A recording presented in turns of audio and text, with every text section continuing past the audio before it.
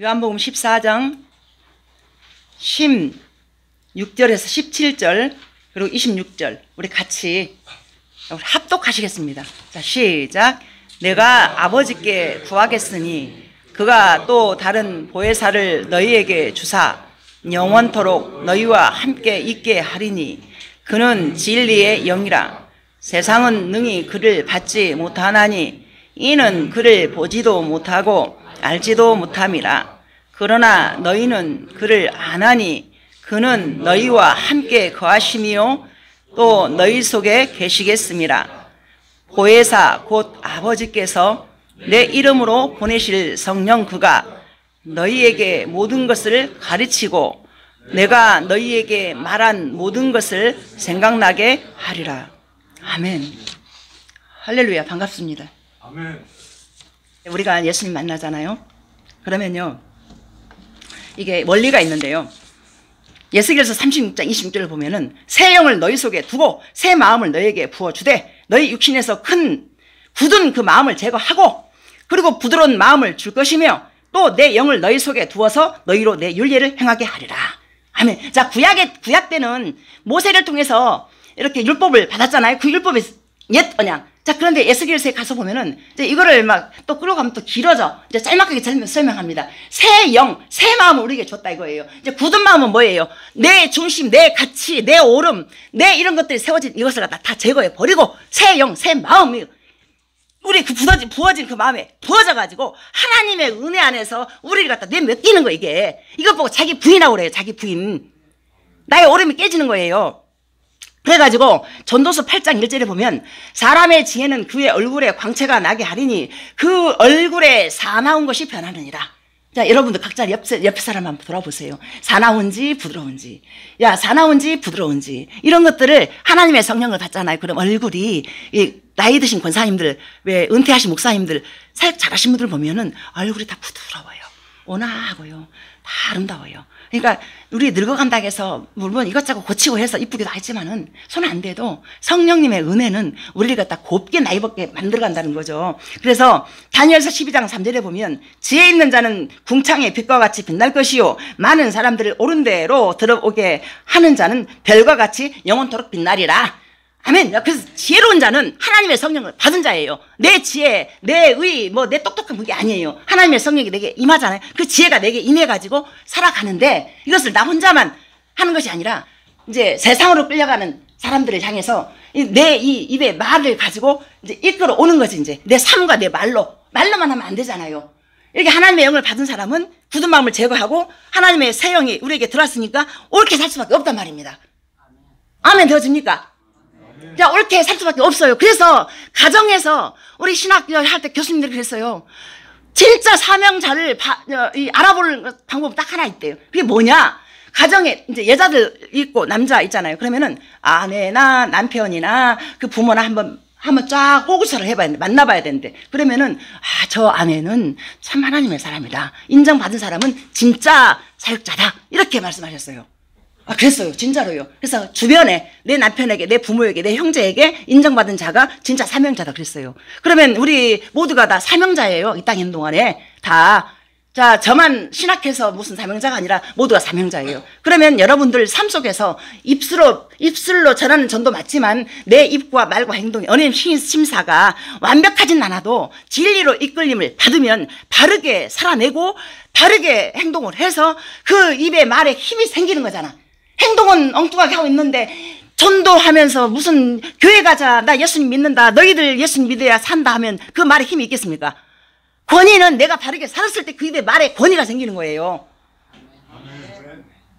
삶과 말과 같이 가는 거, 이게 전도입니다. 여러분들 삶과 말 같이 가셔서 그 지혜 있는 자는 옳은 대로 사람을 이끌어가는 궁창의 새같이 빛난댔잖아요. 우리 성도님들 모두가 다 그와 같이 지혜 있는 자가 되어서 궁창에서 해가 같이 빛나는 그 별로 사시기를 간절히 소망합니다. 아멘.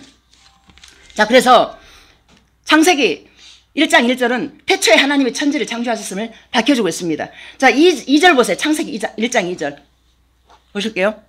땅이 혼돈하고 공허하며 흑암이 깊음 위에 있고 하나님의 영은 수면 위에 운행하시니라.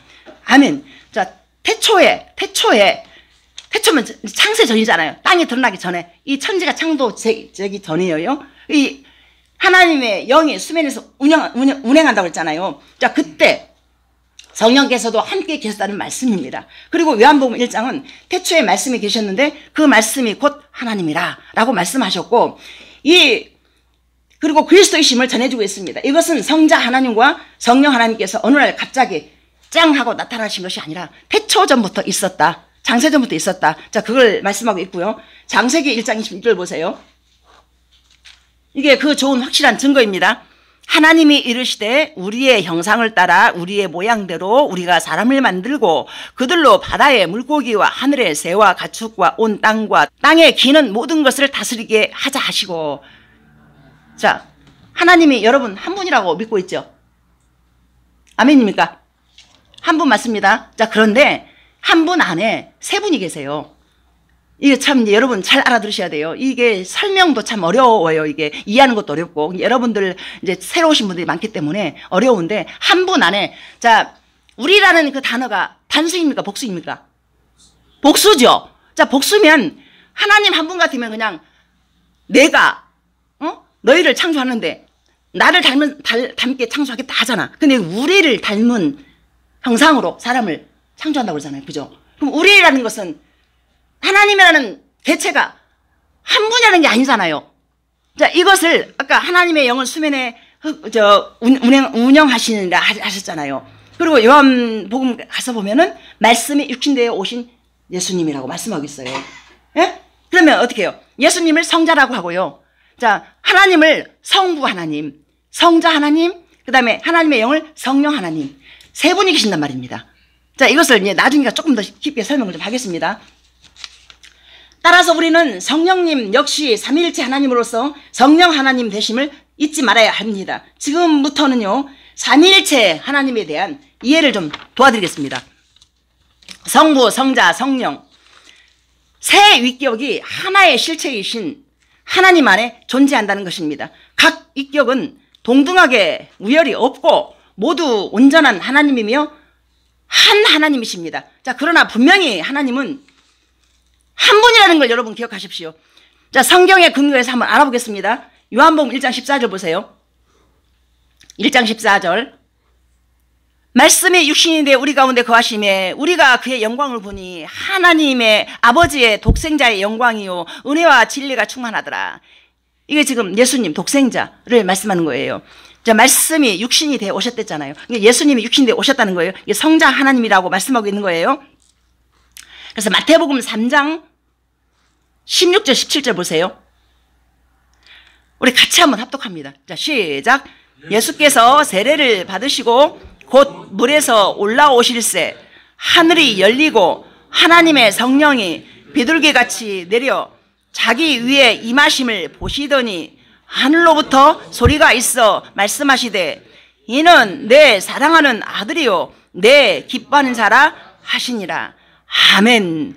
자, 지금 예수님이 세례를 받으시려고 하고 있는 상황에서, 자, 보세요. 하나님의 성령이 비둘기같이 내려 자기 위에 임하심을 보고 하늘로부터 소리가 됐잖아요. 자, 하늘로부터 소리가 있는 이 소리는 성부 하나님, 그 다음에 성령께서 비둘기처럼 오셨다 했잖아요. 성령 하나님. 그리고 예수님이 지금 세례를 받고 있잖아요.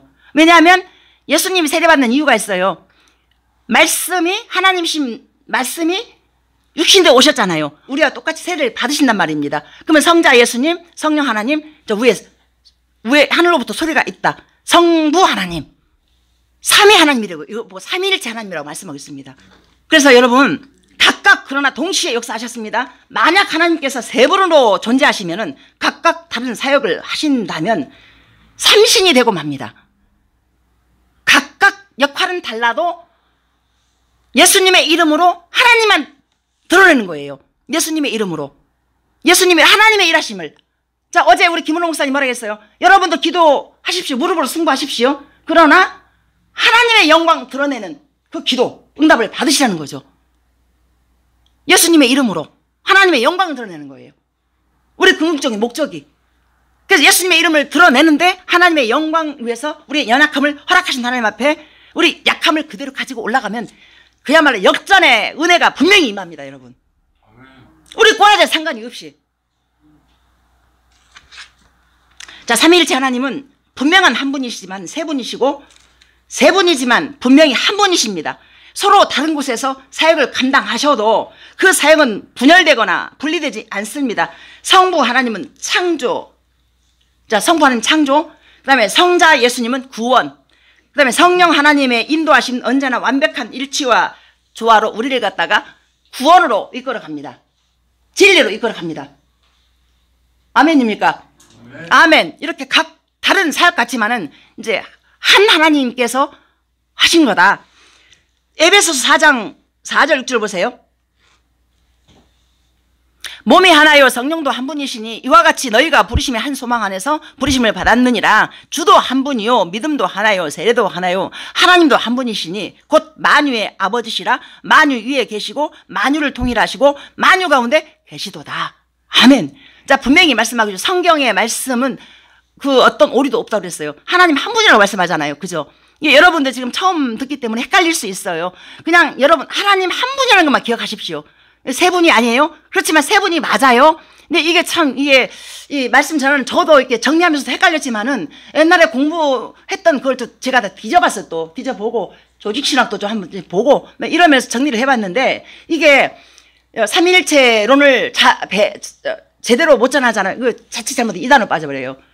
그래서 이건 절대로 이건 여러분들 하나님 한 분이라는 거 기억하십시오. 그러나 성경에 근거해서 성부 하나님, 성자 예수님, 그 다음에 성령 하나님. 그래서 성부 하나님 창조하시고 성자 예수님 구원을 이루시고 성령 하나님은 우리를 진리로 구원으로 이끌어간다. 자, 오늘 본문의 말씀에 그랬잖아요. 예수님 올라가지만은 보혜사 성령 그가 와서 너희를 내가 말한 것을 생각나게 하고 가르쳐서 지키게 할 거다 했잖아요. 성령께서 우리를 도우셔서 그렇게 진리로 바르게 살도록 이끌어간다 그 말입니다. 자, 이해가 되어집니까? 죄송합니다. 이렇게 여쭤보면 안 되는데 이해가 안 되는 게 맞습니다. 그렇지만 듣고 또 듣다 보면은 여러분들 이렇게 하나님께서 열어줄 때가 옵니다. 저는 뭘 못하고 잘하고 저는 이걸 안 봅니다. 여러분들 그냥 제 눈에는 여러분들 중심이 보이고 그냥 와 계신 자체로 감사하고 눈물이 정말 막 나올 것 같아. 그래서 저는 제 첫 모습을 저는 항상 기억하고 있습니다. 그래서 여러분들 잘한다고 못한다고 이런 걸로 정죄 판단하고 여러분들 스스로를 잣대로 대지 마십시오. 하나님은 연약감 다 아시고 각자에 맞게 다 이끌어 가십니다. 여러분들 은혜의 자리만 떠나지 마시고 계속 오셔서 생명의 길로 이끌어 가시는 진리의 하나님 성령님을 꼭 붙잡고 승리의 길 우리 같이 함께 걸어갑시다. 그래서 하나님께서 어떻게 시간과 공간을 초월하여서 한 분이시면서 또한 세 분이시지만 어떻게 한 분일 수 있을까요? 그것은 하나님이 전능하신 하나님이시기 때문에 가능한 거예요. 사람하고 다르기 때문에 참신 유일한 신 전능하신 그 하나님이 전지전능하셔가지고 온 세계 온 우주 만물 다 만드시고 통치하시고 다스리잖아요. 그러니까 이분은 이 하나님은 우리가 머리로 이렇게 저렇게 알아가도 이 하나님 우리가 알 수가 없는 거예요. 뭐 신학 박사 뭐 목사님들 아무리 목회 많이 하고 해도요 하나님을 100% 다 몰라요. 일부만 알고 그 일부를 가지고 목회하는 것이지. 그렇지만 이분들 모두가 다 40일 금식하고 뭐 하면서 나름대로 막 열심히 하나님 앞에 최선을 다해서 살아가는 것이기 때문에 그분들 제가 정죄 판단은 못 하겠지만은 사람이 하나님을 아는 것은 한계가 있다 그 말이죠. 그만큼 전능하시기 때문에 한 분이지만 세 분 하나님, 그렇지만 세 분이지만 한 분이다. 이것을 우리가 머리로 이해해서 알 그건 아니니까 그냥 말씀에 근거하기 때문에 여러분 믿으시라 그 말입니다. 그래서 성령에 대한 그 예수님의 설명을 좀 보시겠습니다. 요한복음 14장 16절을 보세요. 내가 아버지께 구하겠으니 그가 또 다른 보혜사를 너희에게 주사 영원토록 너희와 함께 있게 하리니. 자, 여기서 보혜사라는 뜻이 뭐냐면은 가르쳐준다, 가르친다 그 말이에요. 보혜사라는 뜻이 가르친다. 그래서 예수님께서 성령님을 가르쳐 보혜사라고 부르셨습니다. 그러면서 가르칠 뿐만이 아니라 위로하시고 도와주신다. 가르치는 자, 돕는 자, 위로자. 자, 이 뜻이 보혜사라는 그 안에 다 들어있습니다. 자, 우리는 성령 하나님을 인격적으로 만나야 됩니다. 다시 말해서 인격자이신 성령 하나님과의 사람을 통해서 그분을 닮아가야 할 것입니다. 그분이 우리를 인격적으로 위로하고 도우시는 것처럼 자, 우리도 타인을 위한 인격적인 위로자와 돕는 자가 되어야 할 것입니다. 자, 인격적으로 하나님께서 우리를 위로하시고 또 돕는 자가 되었다 했잖아요. 그럼 그 은혜를 받았잖아요. 특별하게 우리 큰 걸 못 도와줘도 그렇게 이루어지는 될 수 있지 않느냐 그거예요. 누가 울고 있으면 가서 눈물 닦아주고 같이 울어주고, 하나님의 은혜가 임하면 그런 은혜가 임한다는 거죠. 누가 성령 충만한 사람이겠습니까? 분명히 열매로 드러납니다. 그 성령의 열매 이제 나중에 제가 이제 다음 주에 가서 이제 말씀을 전할 거예요. 성령의 열매가 분명히 생기는데 여기서 미리 말씀드리면은 이것은 하나님 나라의 질서의 나라예요. 질서의 나라로 아름답게 세워져 가는 거예요. 깨지지 않아요. 깨지지 않아요. 화평과 화목으로 하나게 만들어가지고 가정도 하나, 아까 성령도 하나고 뭐 주도 하나고 하나님도 한 분이 했잖아요. 하나 되게 만든 거예요. 자, 사람 각자 인격 다르고 뭐 다 달라. 삶의 뭐 무슨 태도 뭐 환경 다 달라. 그러나 주 안에서 모두가 다 하나라기잖아요. 하나로 만들어져 가는 거예요. 이게 성령의 사역인 거예요. 너의 오름을 다 깨부셔라. 그래서 하나님의 오름 안에 너희를 들어와라 이거예요. 그래서 이제 우리가 때로는 오른밤 맞기도 하고, 그러면 우리가 똑같이 세상 사람 같으면은 너 나 때렸어? 2대 쳐. 이게 아니라 성경에 나와 있어. 오른밤 때리면 왼밤 돌려 대라고. 자, 그렇게까지 못해도 우리가 이제 울 때 같이 울어주고 기뻐할 때 같이 기뻐해주고 이런 각자가 되었으면 참 좋겠습니다. 그래서 우리 새벽기수 교회가 그러한 교회로 계속해서 부흥 발전해 갈 수 있도록 소망해 봅니다. 아멘. 그래서 성령님은 진리의 영이라 부르십니다. 자, 요한복음 14장 17절 보세요. 진리의 영이라 세상은 능히 그를 받지 못하나니 이는 그를 보지도 못하고 알지도 못함이라. 그러나 너희는 그를 아나니 그는 너희와 함께 거하시니요 또 너희 속에 계시겠습니다. 자, 진리의 영이 우리 속에 있다라는 거예요. 그래서 우리를 진리로 바르게 이끌어 간다 그 말입니다.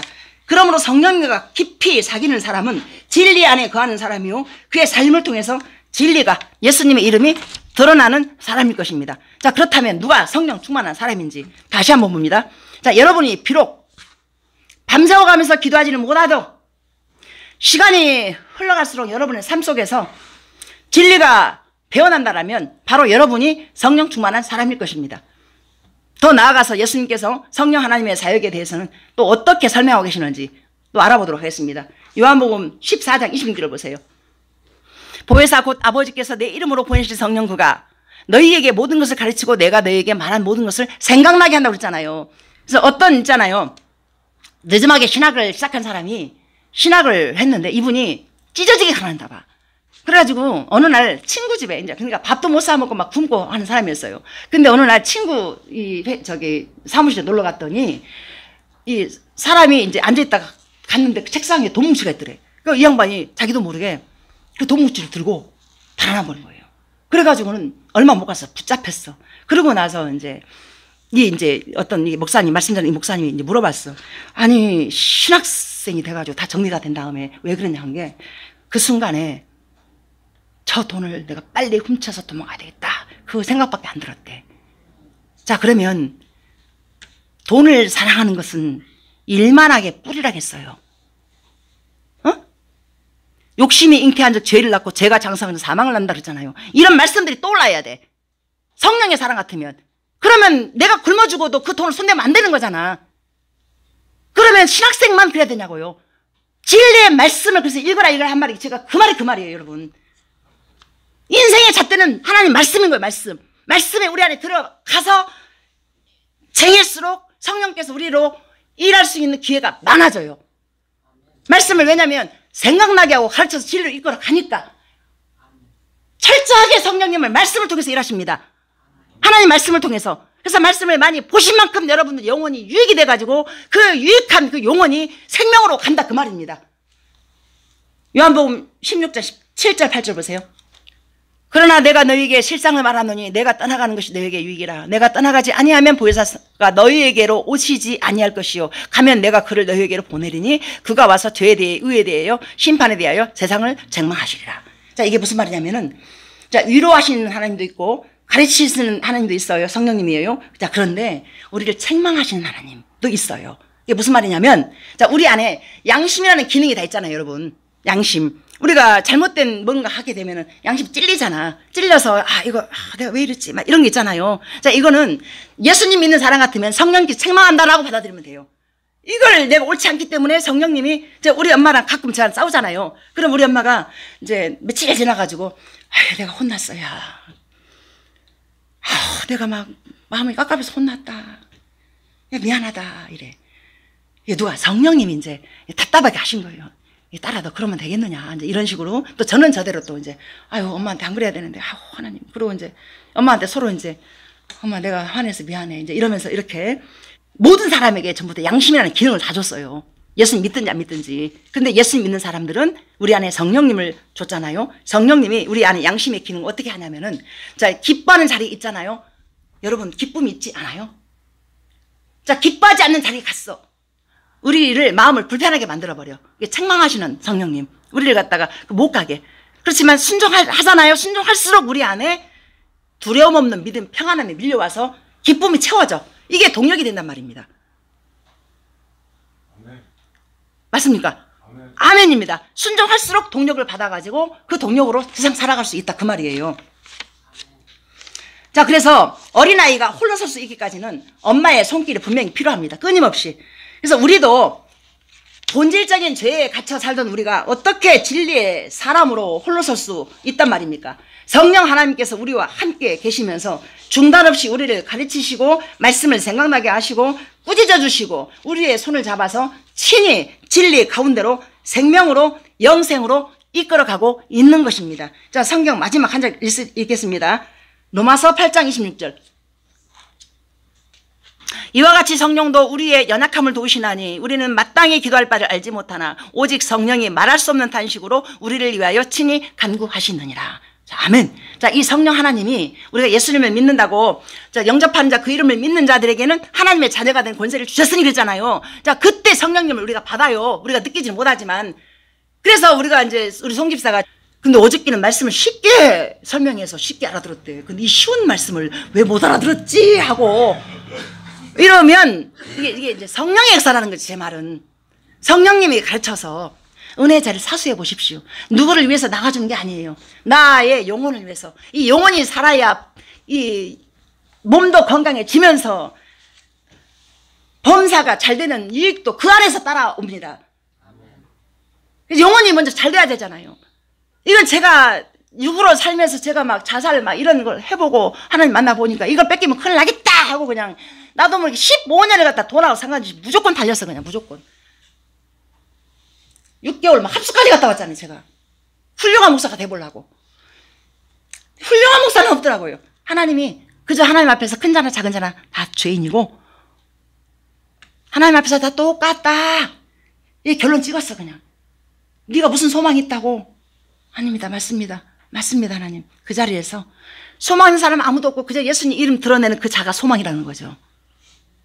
우리 성령님의 인도하심을 그렇게 우리가 따라서 같이 함께 성령님의 분명히 도우심이 있는데 옆에 있는 사람을 통해서 도와줘요. 그래서 우리가 이제 교회에 온다는 것은 연약함을 갖다가 짓밟는 것이 아니라 그 연약함을 함께 말할 수 없는 탄식으로 성령이 친히 간구하신 그 은혜를 받은 사람 같으면은 옆에 있는 사람을 정죄 판단이 아니라 여러분들 이것을 서로 도와가면서 같이 그걸 정죄하는 것이 아니라 그럴 수 있다라고 격려하면서 이렇게 함께 아름답게 우리 천국까지 같이 갑시다.